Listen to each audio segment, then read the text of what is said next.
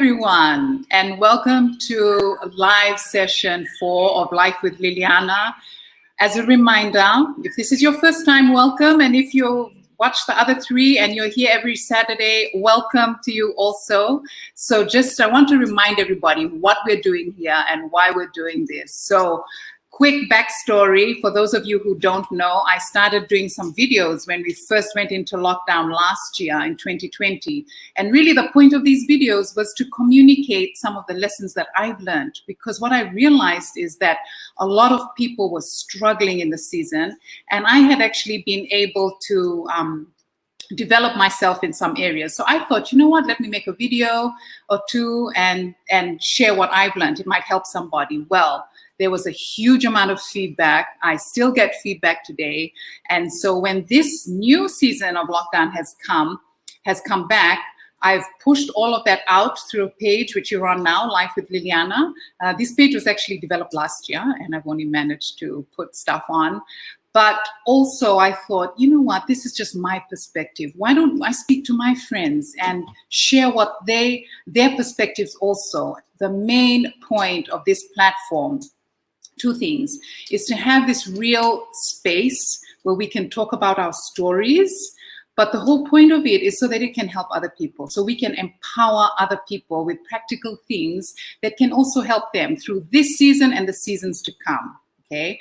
So we are doing a set of sessions by series. The series that we're on at the moment is called Working from Home. And the way that I chose these topics was based on the popularity of the videos that I had put up earlier. So one of the most popular ones is Working from Home. So we've had different perspectives, right? We've had the O'Connors in session 1. I'd encourage you to go back and watch these if you haven't. Every single one of them is so valuable.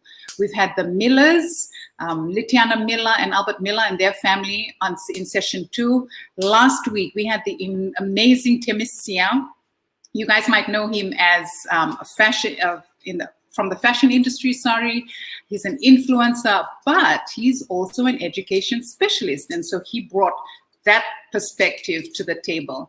Tonight, I am really excited because I have my 2 cousins on the show. Okay, I have Stella Tiko and Una Ram. These are my second cousins. So we are related from the Bonobalavu side. Stella is a small business owner. Many of you would have already seen her. She's a little bit of a celebrity. I always say that I feel like all my friends and a lot of my family are all celebrities. So I just glean off their celebrity statuses. So Stella and her sister, my other cousin Adriana, own Pepe and Pepe. And we don't have Una at the moment. So Una is a nurse. She's a qualified midwife. And she is somewhere in between Suva and Lotoka at the moment. So we are hoping that she will join us, right? Now, the perspective that we are bringing to the table tonight from under the working from home topic is my 2 beautiful cousins here are actually working away from home in this season. So like I said, Stella is a businesswoman. She and her family live in Navua. And so there's a nice border in between Navua and Suva. Her business is in Suva. And so she's been here for something like 3 months, Stella? Is it 3 months already? 90 days today. Wow, 90 days. She has been away from her family. She is married and she has got 3 beautiful boys. 4 boys. Oh my goodness, these are my nephews. I'm like 3. No, Elijah's there. 4 boys. She's got 4 boys. And so her 4 boys are with Ron, her husband. They're in Navua. She has been away from them this whole time, but work requires it. Her business requires it. And then Una, she is married with a young daughter, and she's had to be away from home because she's a nurse. And so I really wanted to bring their stories to the table tonight, not only so we can appreciate what others are navigating through this season, but that they could also share some of the things that they've learned that can help us and also others in their situations, right? So welcome, Stella. Thank you for joining us this evening, Kaz. Hey, Kaz. Thanks for having me. No problem. We're going to get right into it because, you know, we are known to run out of time in Life with Liliana, always. And so I've got one, the money big clock here next to me, like a timer, and still I managed to go over time. But let's get into it. So let's start from, you said that you're been away for 90 days. I just want to start from here. How are you feeling? How are you feeling? So yeah, 90 days, almost 13, pretty much 13 weeks. And I'm okay. I'm fine. But, you know, I have my moments. For example, this week, my youngest, Elijah, turned 3 years old on Monday. And I was really, really hoping that I'd be home by then. But yeah, I just had to pass some balloons and cake over at the border. And so, you know, that's the hard part. And but otherwise, I think as long as I know that they're okay on that side, I'm okay. That, you know, it's just, you know, knowing that they're fine. My husband's Ron's got everything under control. That just gives me a lot of peace. But otherwise, I can't. I have to admit, you know, I actually also enjoy sometimes just being on my own too. So I have my good days. Yes, of course. That's good to hear. And I really love that you said that, you know, you've recognized also that this is a season that you probably would not have, a gift that you probably would not have been given, because, you know, you got 4 young, active boys, and then you're like, okay, here's some space. So that side is a plus, right? You get some moments to yourself. So I'm really interested, Kaz, to hear how you came to this decision. Like, it's a big decision to leave your young family and be here. Like, what was that process that you and Ron walked through? What are the kind of things that you thought through? So it was the 25th of April, and it was a Sunday, and, you know, we were just relaxing at home like every other Sunday. And by then, Fiji had been 1 week into when we had found out that we had our first community case. So I have a little business, Pepe and Pepe, and we became inundated with orders for masks. So already that week that I was able to, you know, go to work every day, we were so busy. So we were relaxing at home that Sunday, and then the announcement came that Suva was going into lockdown, into 3 containment zones. And it was a bit surreal, right? I was thinking, man, do I have to go? Can I go tomorrow? And we had about an hour to make that decision. And I was thinking, okay, I'll go to Suva and I'll try and come back, thinking I could have a pass to go daily. And then at the same time, trying to psych up myself to being away from Ron and the boys for 14 days, because that was the announcement, you know, the containment zones were going to be in lockdown for 14 days. And it was just, I think the hardest part of the decision was knowing that I'd be away from Ron and the boys. And I think only once have I been away, and the most is like 16 days. So, but I think for me, what helped make that decision was Ron as well. And he just said, you know what, you go, I'll be fine. Me and the boys will be fine. So him just making that decision for us just gave me the peace to go, to come to Suva. And so, man, I think the announcement must have come at around 4 or 5 p.m. And I just had to pack a small suitcase and drove down that evening thinking I'd be, you know, I wouldn't be away for so long. But so that was sort of the thinking that behind, you know, the decision to come, because my business is our primary source of income. So so knowing that I had to come and just keep the business going was, you know, was for our our livelihood. Your livelihood. Right.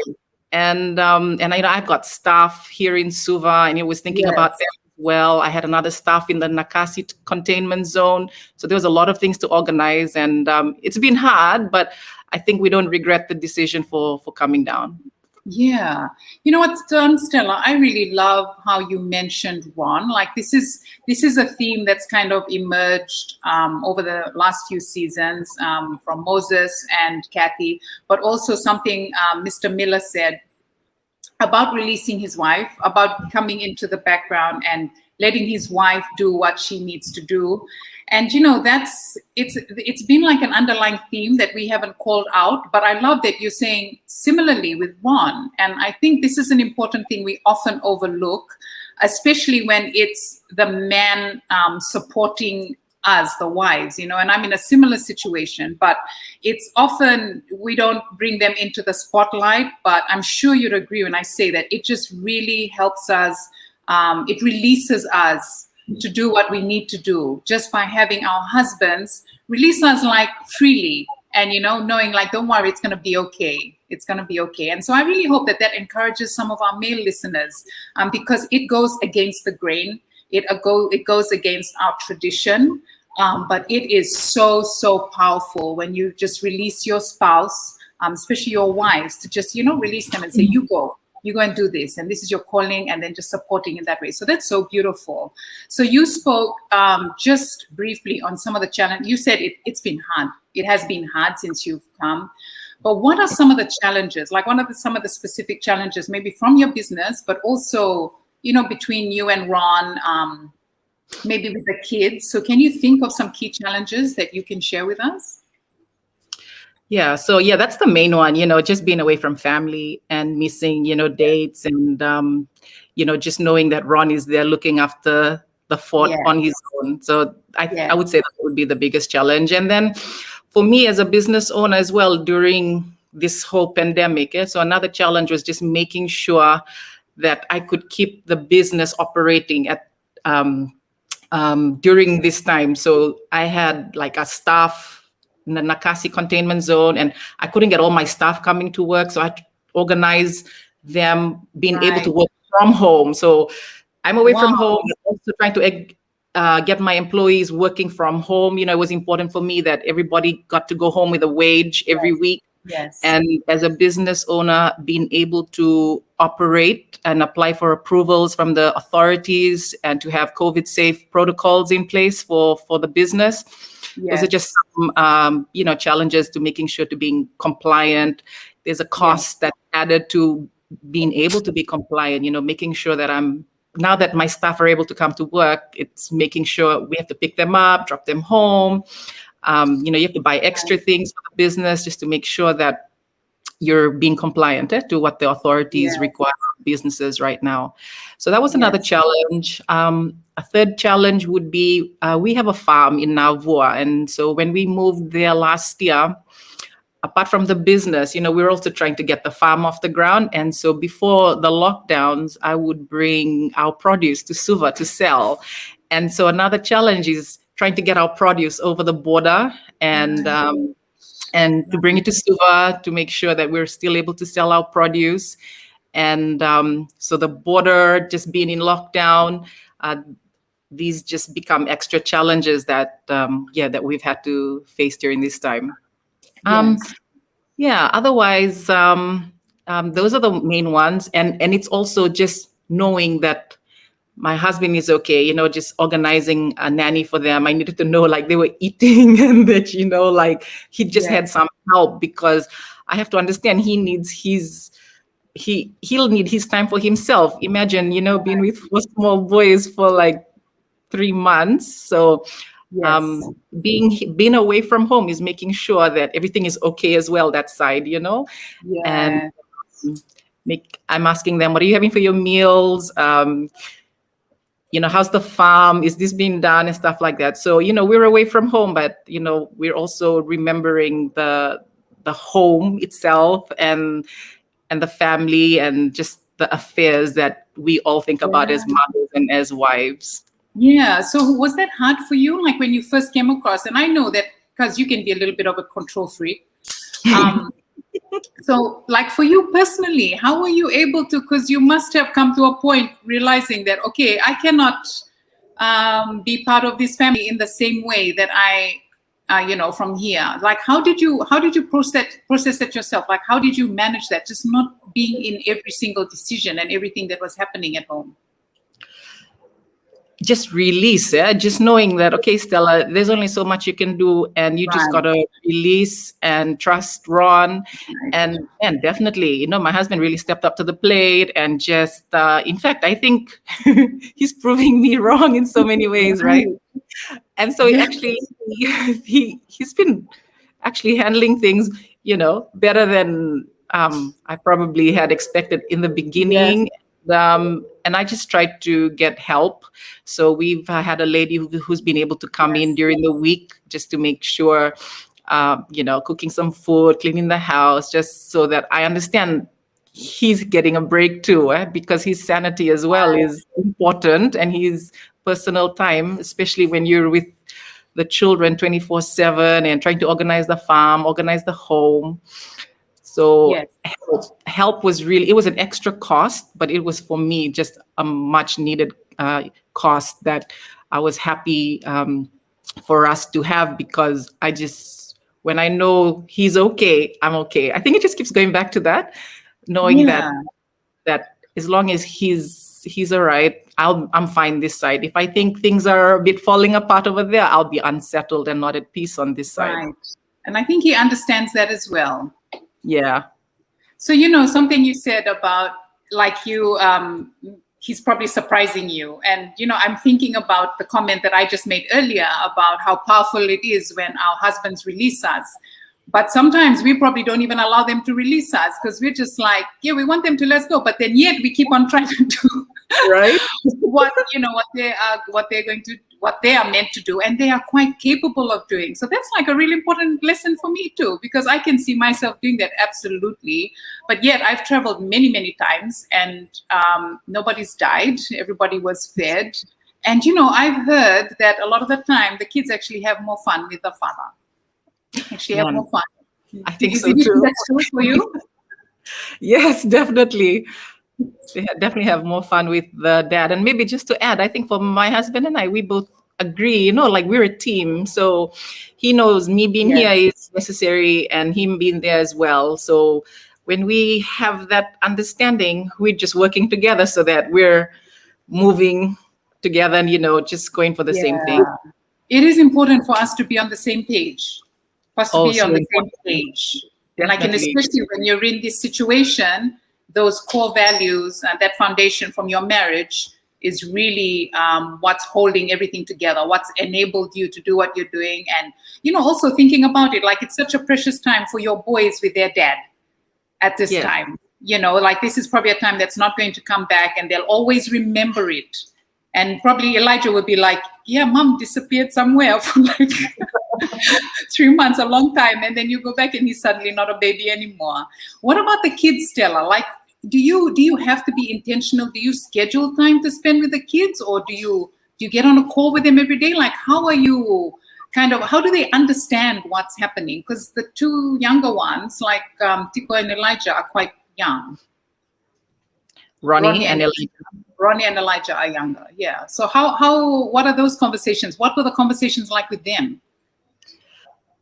In the beginning, they kept asking, when am I coming home? And now, like, they just don't ask me anymore. I think it's like, oh, maybe next week, the lockdowns are going to lift, keep praying. But yeah, thank God to technology. We've been able to have regular video calls. And I try to talk to the older two a lot, because their role too is important, about helping their father in the house, helping with the younger siblings, and just, making sure that they're making life easier for their dad. And just like a little funny story, I think my number 2, Tiko, they had some homework maybe 2 weeks ago, and his homework was to draw your family. And Ron sent me a picture, and he's like, man, I don't know whether to laugh or cry. And Tiko had drawn just Ron and the 4 of them. So I know, right? And so, like, in his mind, it's like, it's just dad and us right now. I mean, they know I'm here, but I thought it was funny but sad at the same time. I was like, I think I need to get home soon. But I keep talking to them. In the beginning, I also sent them toys and some Legos, just so that, that they would keep distracted, be out of Ron's hair as well. Just trying to think about some things that would just keep them occupied as well while I was away. Yeah. Okay. So, Stella, there's so many more like you. And I really wish that Una could be here, because her situation as being a frontliner is quite different. She doesn't have the flexibility that you have And when she said told to go to Lotoka, she has to go to Lotoka. Like she doesn't have a choice to say, no, I just want to hang out here because it's closer to home. So, when thinking about frontliners and thinking about the conversations and what happened in your situation, if you were to look back, I want to just touch on specifically the children, because this is also an important thing, because we often just think, okay, the parents will have the conversation. I know that mom's a nurse or dad's a doctor and he has to go away. But, just the thought of how the children are processing all of this, especially when they're younger. You can just think out loud here if it's not something that, you've thought of, because we're just, we're going to have an easy conversation here. But what advice do you think, or what would you tell yourself? What would you go back and do differently when it came to the kids and explaining this situation? Would you do anything differently, or do you think the way that which you've handled it and just by having calls in the evening is okay? And that's okay as well. But is there anything that you've learned from that in terms of the handling the children or speaking with them? I think when this whole pandemic started as well, for Ron and I was trying to, because we know this season will pass. So at the same time, I was trying to make it not seem too much out of their norm. So we tried to make, this pandemic mask and stuff like that, sort of keeping them outdoors as if we're going through this pandemic, but they're not seeing too much of a difference as opposed to their normal life. So trying to keep everything as normal as possible. That was important. At the same time, it was explaining to them, the importance of why I'm not there. And it's just, I think the older ones have a bit more understanding, but, sometimes even they've just never had me be away for so long. So a lot of conversations, and sometimes, because we can be at home too, we can be busy, but sometimes being away from them and just having time on like video chats and all, they're able to have also my undivided attention. So it's really just being honest with them, being open with them. And, they understand too.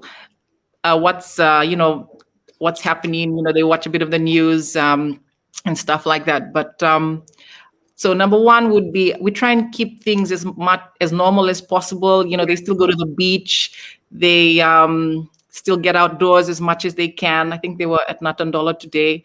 And that's number one. And number two is just also explaining to them why I'm not there, why it's important that I have to be in Suva right now because of the business and those kind of things. I think just having honest and open conversations with them. Yeah, pues Stella, that's so valuable. And like your first point relates to what Temesia spoke about last week when he said that we need to keep normalcy as much as possible within our home. So not meaning like during this time, like discipline goes out the window or everything changes.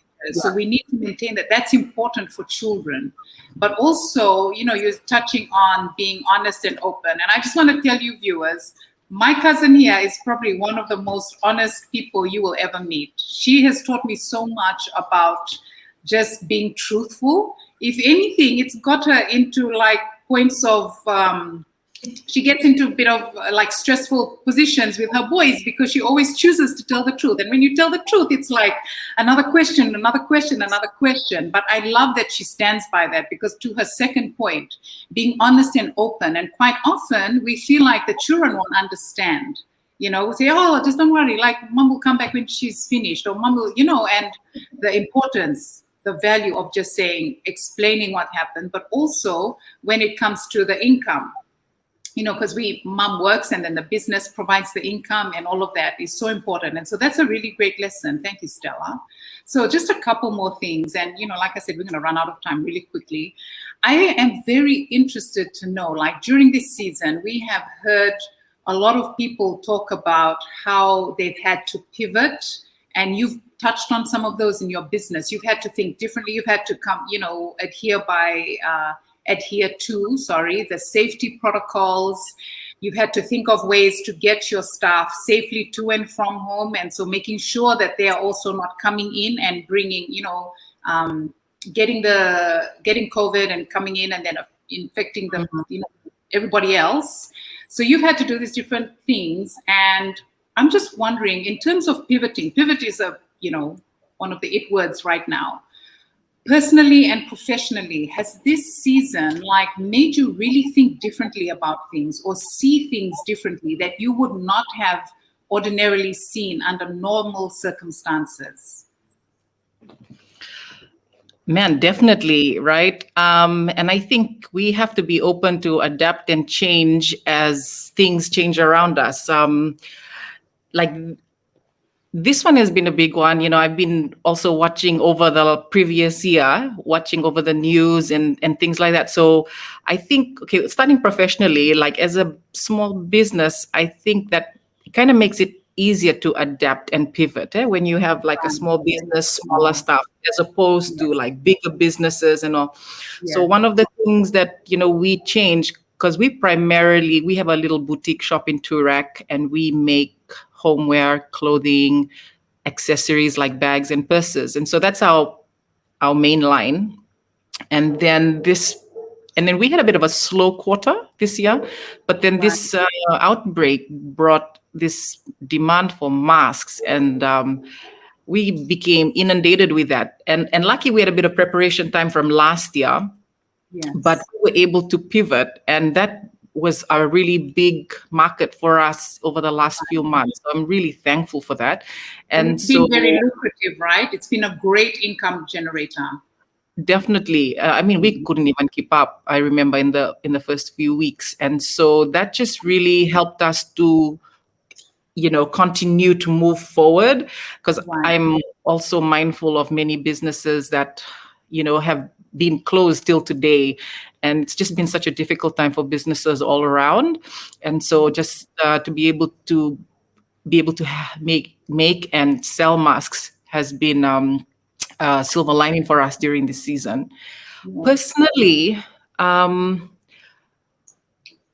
think it'll come back to being able to have a husband and kids who are just a bit understanding,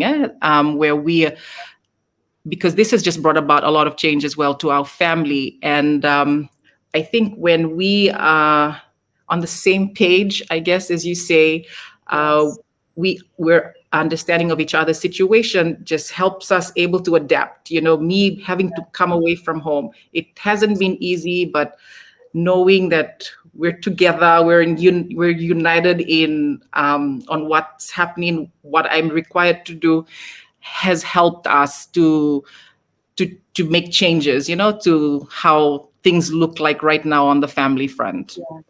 Yes. Yeah. That is interesting. And for your business, it's like people just see Pepe and Pepe making masks, and it's kind of like, oh yeah, of course they'd make masks. But then when you think back, like you had a decision. You either could, because it's not like you were making masks, last year before it started. Masks are new. Like you make purses and you do clothes. So you could have easily said, you know what, like we're just going to sit back and can't do much. Okay, so I reckon you've done really well, Kaz, in just being able to pivot and just to think outside the box, because that's what you've had to do, right? You've had to adjust professionally, you've had to adjust personally. And so, again, this season is one that is, no one really has been through it. So we're just kind of taking it as it comes. Just to finish off, like I said, time is up already. But just to finish off, what are some things that are really important? And you can speak, you talk about you and Ron a lot. Like you talk about, when I ask a question about you, it's like, it comes back to the importance of that unity between you and Ron, husband and your marriage, right? Husband and wife. And that's so beautiful to hear. But I want to hear a bit more about how you look after yourself. Like, what have you done? And I know you are somebody that always puts this to the side, and then suddenly, like after a month or 2 months, you're like, Kaz, what's your nail technician's number? And what's this? It's like you want to do everything together, because you kind of like leave all the self-care side. So maybe it's physically or mentally, spiritually, emotionally, what has kept you going in terms of looking after yourself during this season? So, being 3 months away from home, because when I'm with Ron and the boys, that's just like when I'm back home, that's, they're just it's hard to have me time actually. Yeah. So now I've had more than enough More me than time. enough. Right? And so I think in the first few weeks it was like I just like rested and just, like almost like vegged out completely, like without having anyone having to be all over me.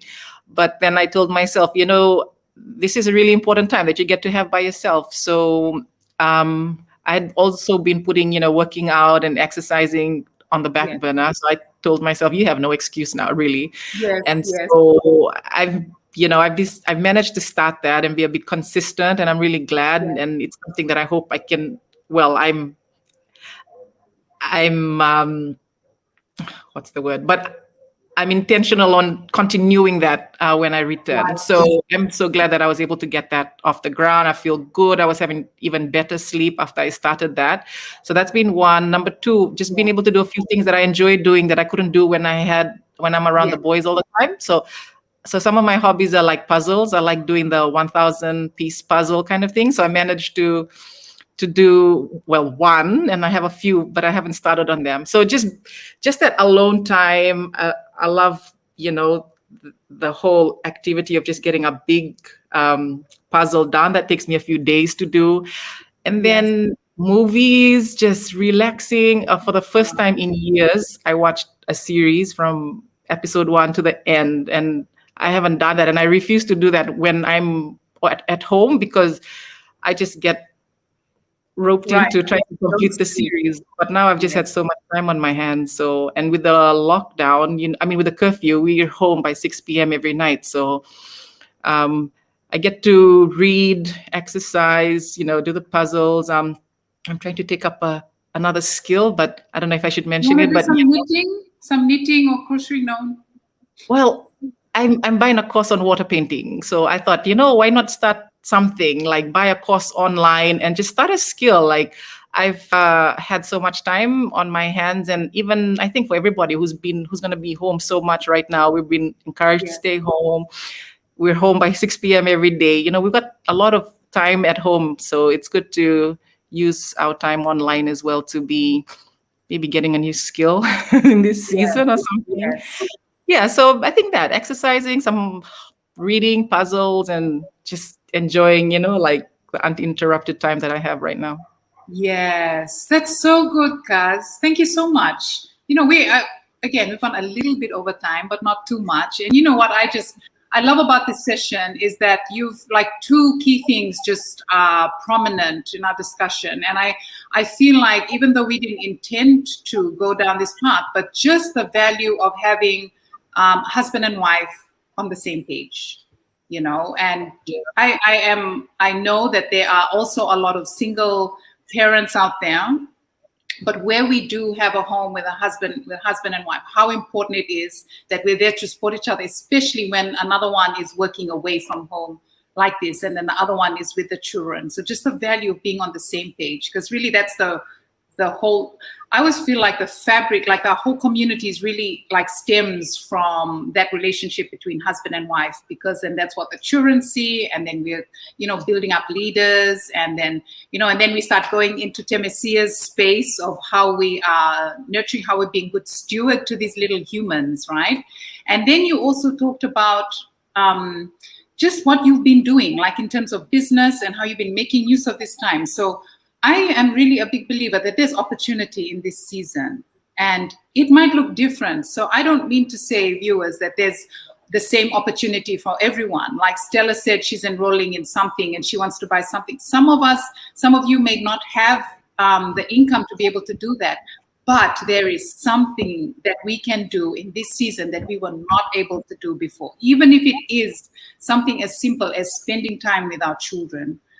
Because we are home. And so I really hope that from this session and the others, that we are drawing out some of these gems that we can go and implement, right? But thank you, Stella. Did you want to add something else before we finish?